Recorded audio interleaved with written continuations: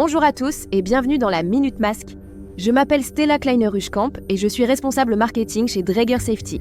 Aujourd'hui, nous mettons en lumière les équipements de protection respiratoire adaptés avec Mathis Lang. Mathis, quel est votre rôle chez Dräger? Bonjour Stella, je suis responsable du développement commercial mondial pour la protection respiratoire. Parfait. Alors, que signifie un EPI adapté? Cela signifie que vous devez choisir un APR adapté à 3 critères différents. L'environnement dans lequel vous travaillez, la tâche que vous effectuez, et l'utilisateur qui, bien sûr, porte l'équipement. Vous avez déjà parlé des différentes tâches. Quels sont les aspects spécifiques à prendre en compte pour choisir la protection respiratoire adaptée? Un des aspects, c'est l'intensité du travail ou le rythme de travail.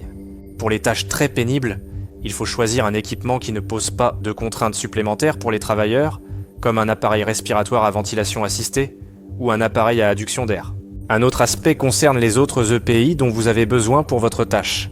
Donc, si vous êtes tenu de porter un casque, des lunettes de protection ou une protection auditive, vous devez choisir des équipements compatibles qui ne se gênent pas les uns les autres.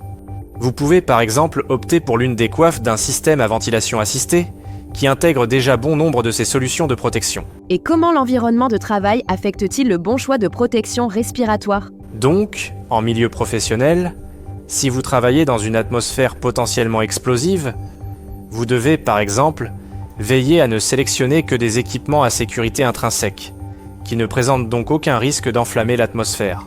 Un autre aspect important est le taux d'oxygène de votre environnement de travail. Si vous travaillez dans un environnement normal avec suffisamment d'oxygène, vous êtes assez libre de choisir votre protection respiratoire. Mais si vous travaillez dans une atmosphère appauvrie en oxygène, il vous faut une alimentation en air indépendante. Et quand on pense à la personne qui porte la protection respiratoire, comment puis-je m'assurer de choisir le bon équipement pour garantir que chaque travailleur est vraiment protégé? Alors, les protections respiratoires doivent être adaptées à la morphologie de ceux qui les portent, afin de garantir une protection efficace. Un des aspects, c'est que la barbe, par exemple, peut compromettre l'étanchéité des masques respiratoires ajustés. Donc pour ces travailleurs, il faut trouver un équipement qui, les protège malgré leur barbe, comme une pièce faciale ample, de type coiffe par exemple. Un autre aspect est le choix de la taille de vos appareils respiratoires.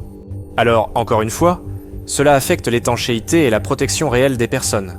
Vous pouvez vérifier si votre masque respiratoire convient à la personne, par exemple en effectuant des tests d'ajustement. D'autres aspects à prendre en compte incluent la nécessité de porter des lentilles de contact ou des lunettes correctrices, ou encore des considérations médicales telles que des allergies existantes ou de l'asthme.